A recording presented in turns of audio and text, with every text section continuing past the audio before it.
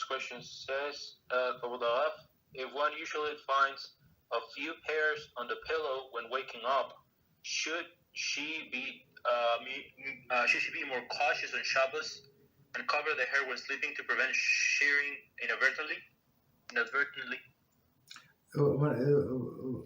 Hairs fallen out? Yes, on the pillow on Shabbos. No, there is no problem. There is no problem whatsoever.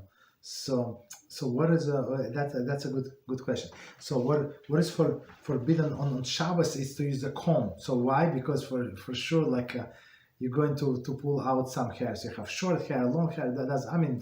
Long hair, of course, there is more problematic. But even short hair, right? It's going to pull out. Maybe it was fallen hair, but the bottom line, we don't use comb on Shabbos, but what our sages say, so if somebody has have like more or less healthy hair, they can use like a brush, so like very like soft bristles, and you can actually comb the hair.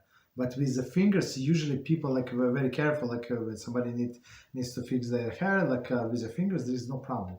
It's there is usually like person very careful. If they see like something entangled, they're not going to pull it away. So there is no problem. So there is no problem whatsoever sleeping. It's for sure there is no problem, no worries whatsoever. Most likely they were fall off before, they got detached before, and just got separated before because a person was turning from one side to another. Yes, no problem. Thank you, Rabbi. You're welcome.